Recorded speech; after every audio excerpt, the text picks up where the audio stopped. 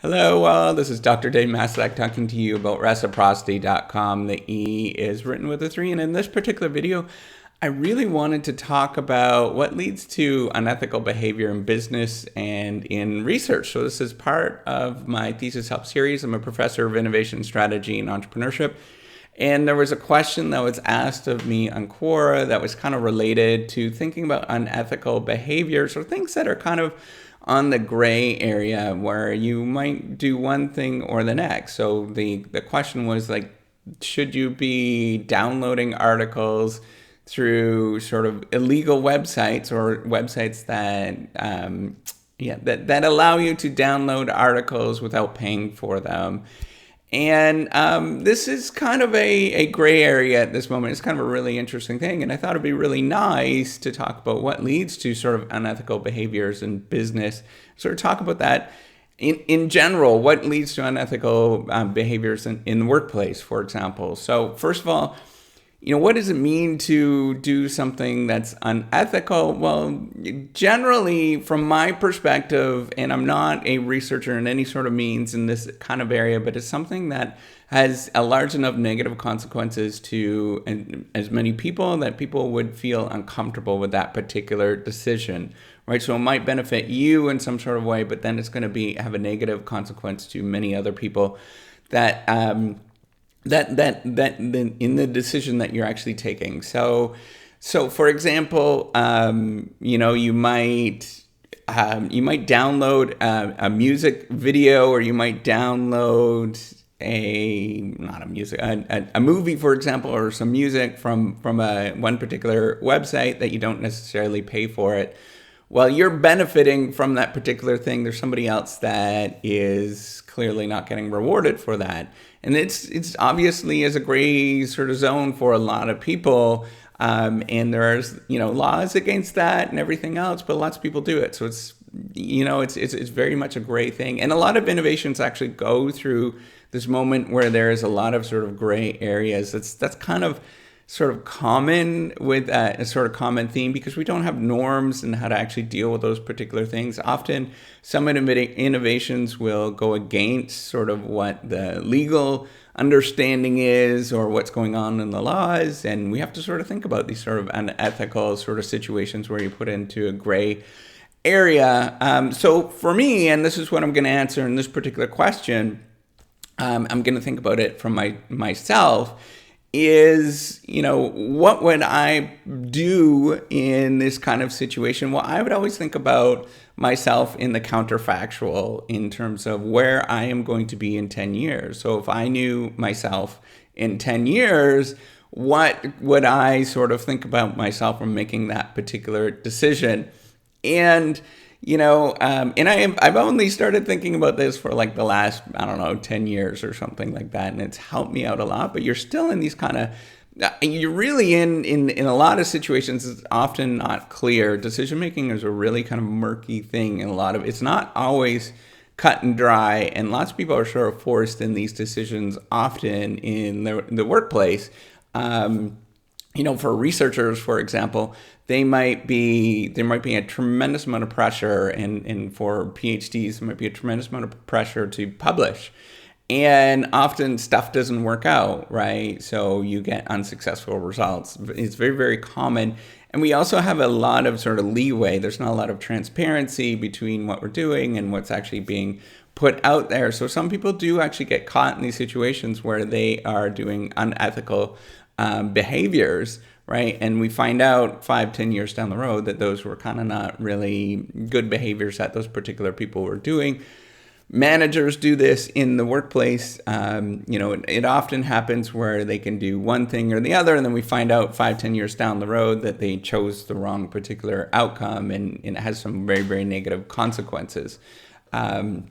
Military leaders, for example, would have to go through this kind of stuff, right? Where they are sending soldiers to one particular location, and the consequences are not always all that clear. They can have some really positive consequences of having those troops there, or a lot of people can die And it's really not clear, and when they're making those decisions on one way to go, which way to go. So there's another thing that actually happens in what sort of pulls, I think, a lot of people into unethical behavior, and it's called the normalization of deviance. And it's a really kind of cool concept coming from sociology, where you try something and you try a particular behavior that you think it's kind of a gray area, and you get away with it, and you get some sort of positive feedback from it, and it's usually something really minor, but that little minor thing leads you to do something a little bit more major, a little bit more, and a little bit more, and pretty soon you're doing something that's really, really unethical. And that's, one route in terms of how we actually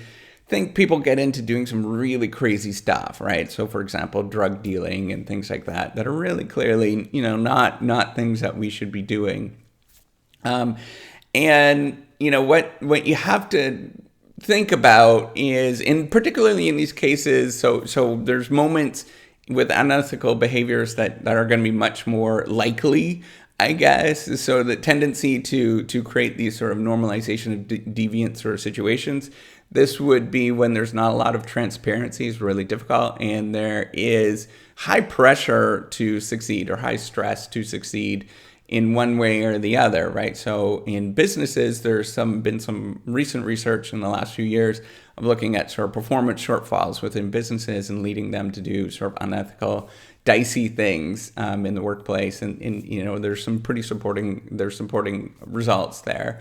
So you have to be careful about that, particularly if you're doing research, and you're in this particular moment where you're making this you're in a gray area and you're uncomfortable, and you usually get a sense of it when you're kind of uncomfortable with the decision, right? It's not sort of clear cut. You actually are forced to make a decision. And you have to think about where you're going to be in the next 10 years and whether you're actually going to be okay with that decision that you made. So how do you actually get to that situation where you could be okay with your own self that you made that particular decision? And that usually is for most people, unless you're like a psychopath or something like that, most people are going to be okay.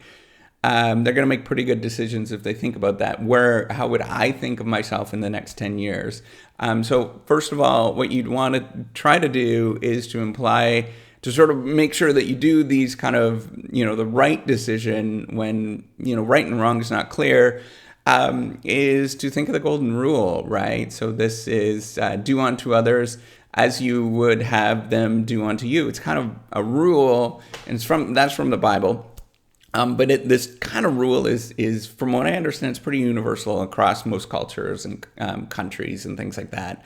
Religions and stuff, they have kind of some form of this where you think about, in this situation, what would I do, and how would I like to be treated in that situation if, I was doing that particular thing. So the unethical behavior might be a little bit more clear at that moment. You're like, maybe I shouldn't do that, and actually go through the appropriate routes and whatnot. And this is going to change on the culture and country that you're in as well, right? So some things are kind of okay in some locations, completely okay in some locations, and sometimes it's not in others, and you just have to sort of be well aware of where you are and understand those kind of things. But it's usually you get a gut feeling of when it's like, this is not okay. The second thing that you should think about is trying to be as transparent as you possibly can.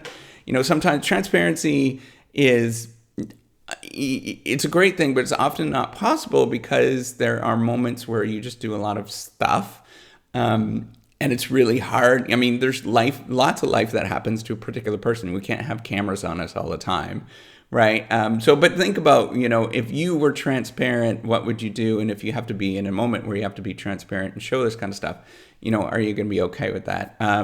The third thing is to sort of create guidelines of what you would and would not do, given a particular situation, because there's always kind of unclear things. But if you think about these guidelines before you actually do it, sometimes it helps you sort of make these decisions before you're faced with the decisions. And that's kind of an important thing, is to sort of psychologically go through those and have a sort of mental picture of what you're going to do in those particular situations, that kind of usually helps you, sort of gives you a guideline going forward. So those are the three things that I would think about, thinking about the golden rule, thinking about transparency as much as possible, and then trying to create guidelines in your mind before you actually put into those particular situations.